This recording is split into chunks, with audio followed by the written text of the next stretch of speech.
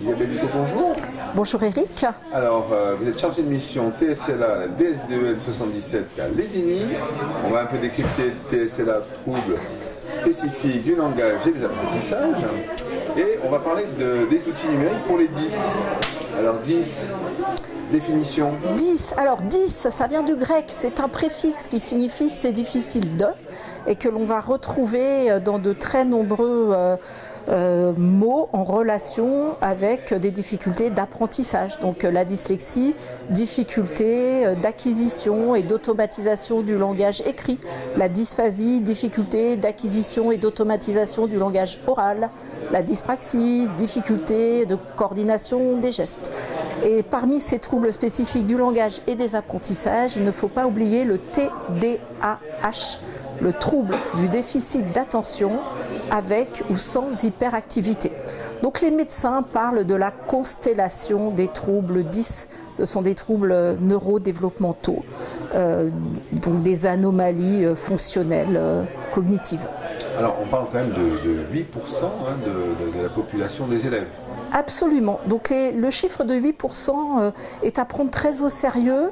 Il repose sur plusieurs études qui font autorité. Des études de l'INSERM, l'Institut national scientifique de recherche médicale, ainsi que l'Académie nationale de médecine. C'est important, je crois, de redonner ce chiffre de 8% parce que dans certains médias, on trouve tout et n'importe quoi. Dans certains médias, on nous dira, oui, il y a 50% des élèves qui sont dyslexiques aujourd'hui à cause des écrans. Et d'autres médias nous diront, oui, la dyslexie, ça n'existe pas. Avec une bonne méthode de lecture, il n'y aurait pas d'élèves dyslexiques. Donc tout ça, évidemment, c'est faux. Donc appuyons-nous sur des chiffres sérieux. Et 8% de la population, environ 8%, qui présentent des troubles spécifiques du langage et des apprentissages, ça n'est pas rien. Ça n'est pas rien, c'est pas un phénomène à la marge, c'est pas un élève de temps en temps, c'est statistiquement 1 à 2 élèves par classe. Et alors, comme on disait tout à l'heure en préalable, ça ne se corrige pas, on peut aider, et donc si on reporte ça à la population nationale, ça fait quand même pas mal de millions de personnes. Ça fait un nombre important de personnes. On ne guérit pas d'un trouble 10, on est avec, on vit avec, on meurt avec.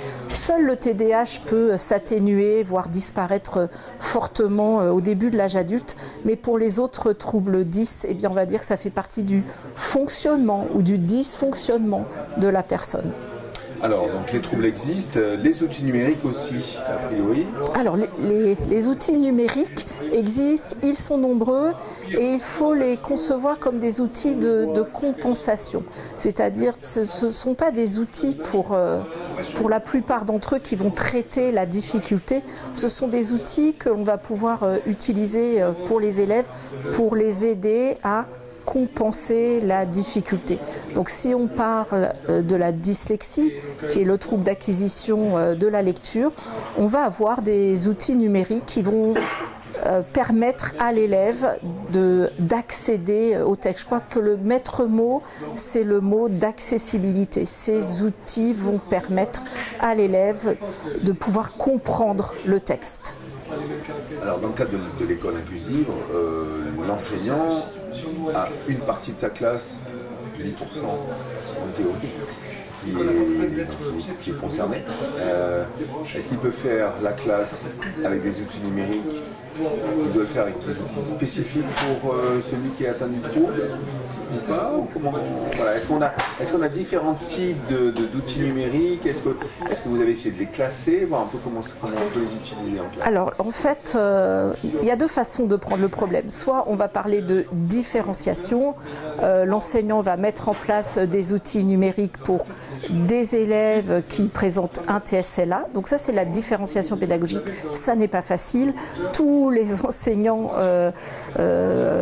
éprouvent pour la plupart d'entre eux des difficultés pour la différenciation, ou alors on est maintenant sur une autre conception qui est plus la conception universelle d'apprentissage. Au lieu de s'intéresser finalement à un élève ou à 2 ou 3 élèves par classe qui auraient un déficit, on va plutôt proposer à tous les élèves des supports correspondant à leurs besoins d'apprentissage. On est en train de passer de la notion de besoin éducatif particulier à la notion de besoin d'apprentissage. On n'y est pas encore. On n'y est pas encore. Donc si on parle des élèves dyslexiques et des outils numériques qui leur sont consacrés, effectivement, l'enseignant qui a en face de lui des élèves dyslexiques équipés d'un ordinateur ou d'une tablette va pouvoir proposer des supports pour ces élèves-là. Alors, en particulier pour les élèves dyslexiques, il y a des supports qui vont les aider à lire. Donc le premier support, le premier logiciel qui a été développé, c'est Dysvocal. Il a été développé il y a plus d'une dizaine d'années et son auteur a réuni dans une seule suite numérique 4 outils. En fait, Dysvocal, c'est le couteau suisse du logiciel pour le dyslexique. Donc il y a une synthèse vocale, ça va permettre à l'élève d'écouter le texte. Il y a une dictée vocale, ça va permettre à l'élève d'écrire ce qu'il est en train de dire. Il y a de l'écriture prédictive, par exemple l'élève va commencer à écrire le mot loco et le logiciel va lui proposer locomotive ou locomotion par exemple.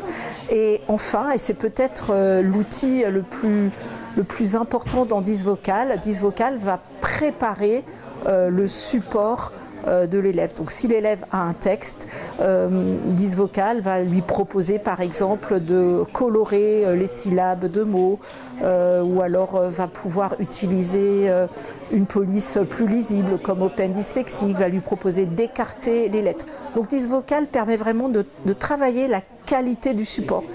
Et ça n'est pas périphérique. On pourrait croire que c'est un gadget, mais en fait de nombreuses études ont montré que l'élève dyslexique avait des difficultés de lecture qui pouvaient être amoindries par une meilleure qualité de présentation du texte. Alors en dehors d'un dernier service que vous avez décrit, moi je me dis qu'un smartphone c'est génial aujourd'hui. Puisqu'en fait, dans les 3 premières fonctions, c'est ce qu'ils font.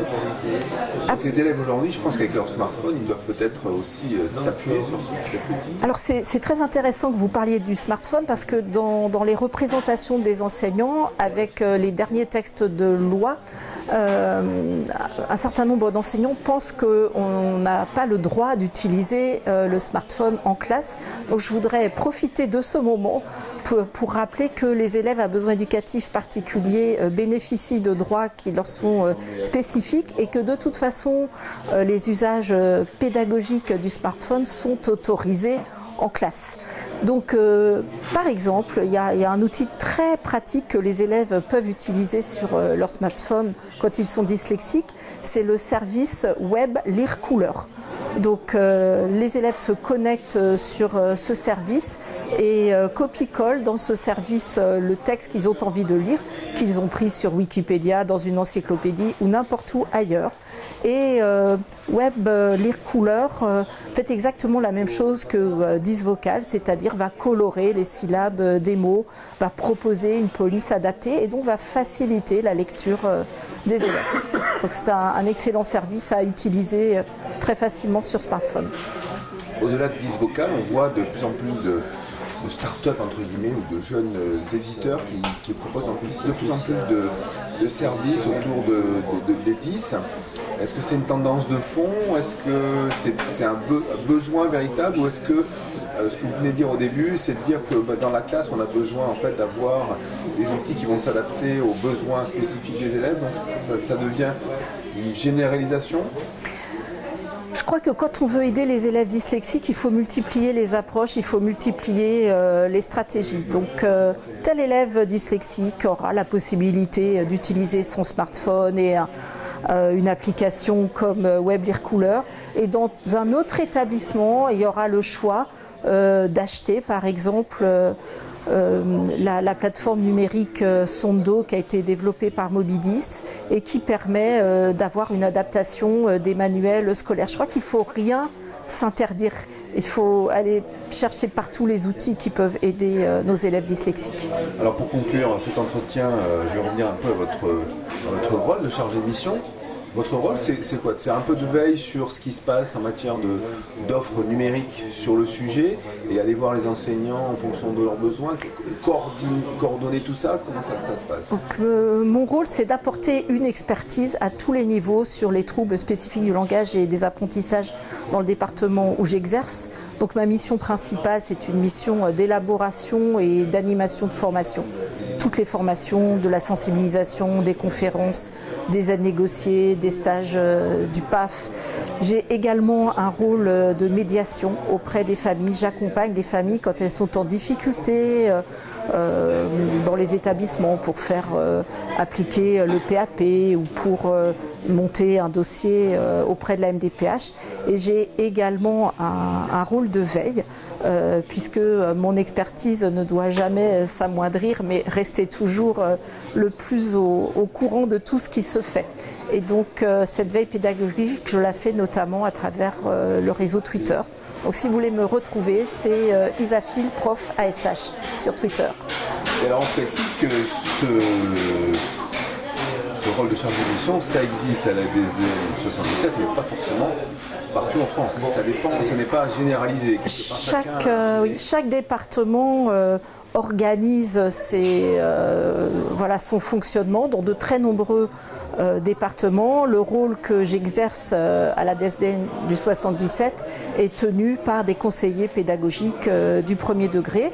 Le 77 a fait d'autres choix. Je ne suis pas seule comme chargée de mission. Il y a également un chargé de mission autisme.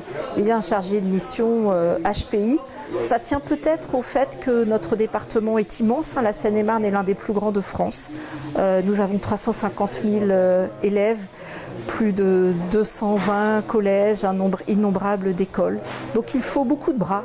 Et donc le 77 a décidé d'ajouter aux forces des conseillers pédagogiques celles des chargés de mission. Merci en tout cas de ce témoignage, Isabelle. Merci Eric.